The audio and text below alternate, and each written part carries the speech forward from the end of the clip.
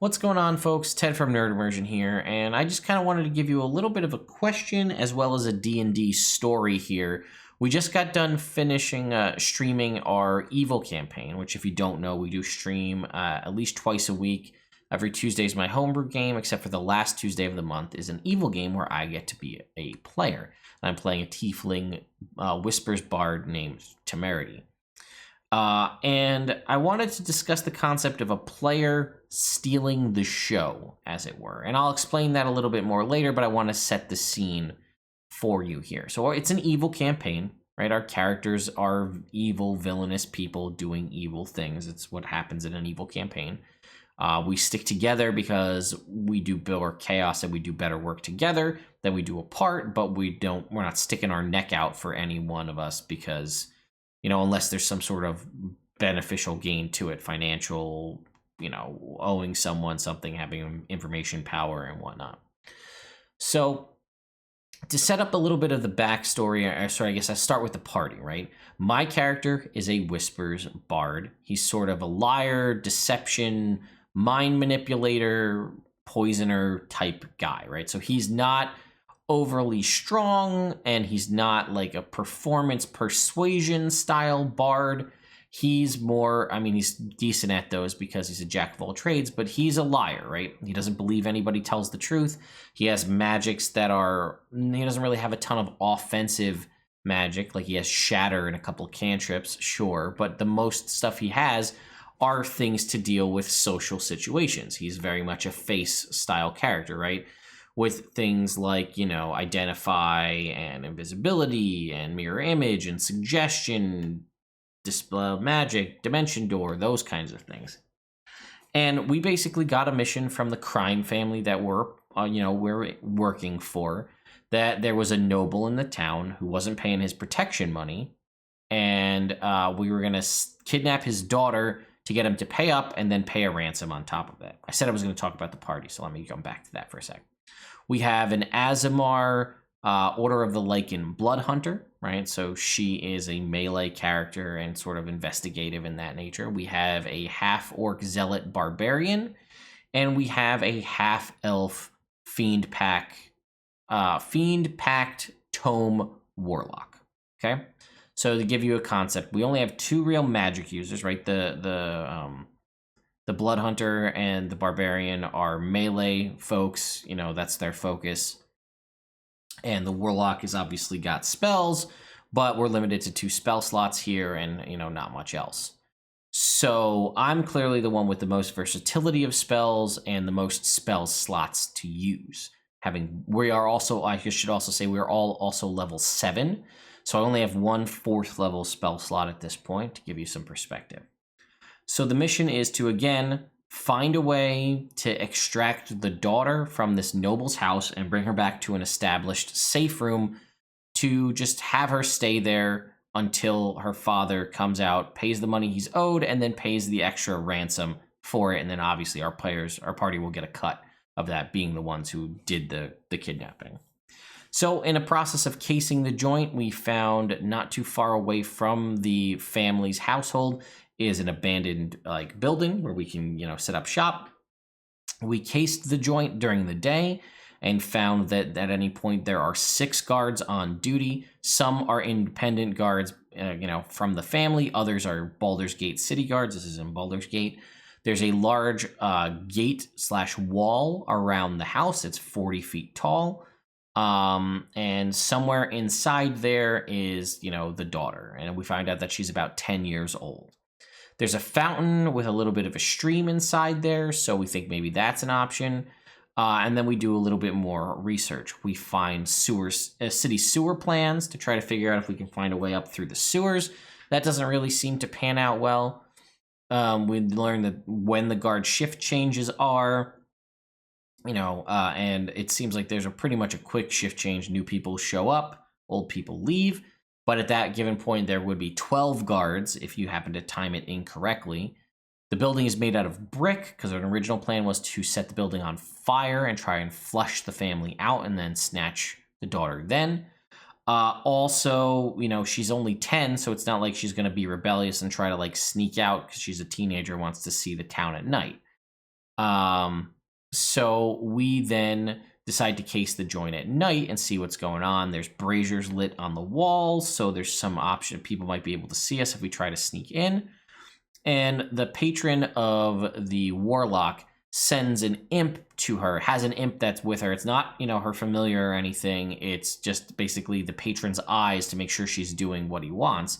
And he's basically constantly around and invisible. So she asks him, hey, can you go inside and try to give us a layout of this building as best you can? So the imp flies around inside, kind of tells us there's more guards and sleeping quarters, there's a safe in the basement, and that window that we saw the daughter from during the day is actually the window to her bedroom. And at this point, the party had discussed all manner of concepts for about 2.5 hours of how we were going to break in there and do this. There was, the brute force option. Let's just deal with the guards as they come and kill them as we go and break in. One suggestion was to poison the guards' water supply and hope that they would drink it, get knocked out, and then we would take their place. Another option was to try and pay off all the guards so that they would just let us in with no questions asked. The blood hunter and the warlock bought 6 alligators in the hopes of possibly releasing them in the sewer or inside the household or in the household pond to try to cause chaos as a distraction. There's all sorts of different options being discussed about how we could get in there and resolve this issue, do what we needed to do. So I had said, while the imp's in there, tell the imp to leave the girl's bedroom window unlocked and I'll handle it. And the party was just like, okay. So I cast invisibility on myself. I used my rope of climbing, an item that the DM gave me early on as kind of a throwaway, to easily scale the 40-foot wall and then scale down the other side, scurry across the courtyard, have my rope of climbing attach itself to the now open window or inside the open window so that I could climb up into the girl's bedroom, and then snatch her out of there. Now, something that the DM has established early on is that, I know technically for Dimension Door to work, it has to be a willing creature, but we have established that, if it's something that a person basically that you can carry and they fit within that, size frame, size requirement, you can Dimension Door them out with you. We'd established this in the campaign for other snatch and grab style things in the past, so that was already allowed. So that's something that you need to be aware of ahead of time. So I basically snuck into the daughter's bedroom, with invisibly. I cast sleep just to make sure she stayed asleep for longer, which is a thing I have through a magic item. And then I Dimension Doored back to that abandoned building, which we had already established and confirmed with the DM was less than 500 feet away. So that was the whole thing. I did it. I expended a spell slot for sleep. I expended a spell, my racial casting as a tiefling of invisibility, and my only 4th level spell slot to Dimension Door back to the party. And then we basically made our way back to the safe house and dropped the girl off. And that was basically how we ended the session. And the DM agreed to it, and it was all done. And that was it. I did the whole thing, with minor, no really danger to the party because they were all outside waiting in the house. I did it all basically myself with my character and, within the resources that I have. So that's that stealing the show concept. And it's not necessarily 100% true, but what are your thoughts? Would you be pissed? Were you in a game with me and the DM posed this scenario and I managed to use a couple of the options that I chose for my character to just completely circumvent the whole problem and fix it all myself? Would you be happy that it got done? Would you be upset? I want to know. So part of the other thing is this is an evil campaign. So really, from the other players being evil's perspective, there was no downside to this, right? If I go and I do this all myself and bring the girl back, we get the score, we get the money, everybody wins. If I do this, I'm doing this solo by myself. If I get caught or busted, then I'm caught or busted. They're all not implicated in it and they're good to go, and I have to deal with the consequences. So again, from that perspective, if you think about it that way, they had really only things to gain from this going well and nothing from, to lose if this went poorly. But, should I feel bad that I was able to do this entirely by myself, with no help from the party? I mean, my character, again, as I discussed at the beginning, he's kind of a deceptive deceiver type and has a lot of like social skills and, sneaky skills and spells. Doesn't really have a ton of damage, right? I mean, when I look at his spells, the only damaging spell he has, other than like cantrips with vicious mockery, really, is shatter. And I guess if you want to count the damage from phantasmal force, but that's it. Like, I don't have a ton of damaging spells. Yeah, I have decent stats that I rolled, and I'm pretty good with a rapier, but yeah, I have shatter as like my one spell, and all of my other spells are utility in some way, whether that be detecting magic, casting Leoman's tiny hut at night to keep the party safe, or like something like Dimension Door to get out of situations. And that's it. Like, that's how I built my character to be the kind of villain that he wants to be, kind of a sneaky, smooth, suave type who can get himself out of sticky situations. And I was able to, again, resolve this entire party situation by doing that. And I wonder, and I don't really know what the right answer is, but if I was able to resolve this, again, the entire thing, like, we spent 2.5 hours trying to figure out a plan and no one had a good plan on it. And it wasn't until the end that I realized, like, oh, hey, if I do this series of things, I can do this. And like, we spent all this time planning, and I legitimately did this whole thing from start to finish in less than 10 minutes.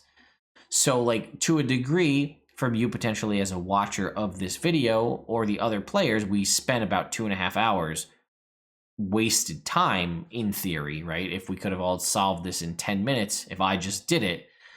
But was that really wasted time? Because we were looking and thinking through and trying to work as a team to come up with other options on how to figure this out. So I don't know. It was just a unique experience to me, and I wasn't really sure how to go about it and how to handle it, right? Should I feel bad for doing everything? Should the party feel bad or good that, like, I mean, technically we all got together to play D&D together, but I was able to do this all on my own. And like, I wasn't trying to go out of my way to be like, oh, I'm the best here. Watch out. I'm going to fix this. I've got this. No worries, guys. I mean, it was just kind of like, all right, I think I can do this with relative ease.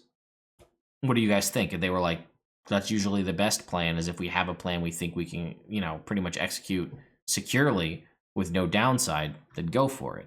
And I did, and that was the result. So like I said, I don't know what the right answer is. I didn't feel bad about it in the moment. Like, I enjoyed the choices I make, and as a character decision, that's 100% what he would do. He's a snarky asshole villain type, and if he's like, I can do this, you guys are only going to slow me down, he did it. And he did what he said he was going to do, and everybody's going to get a score from it.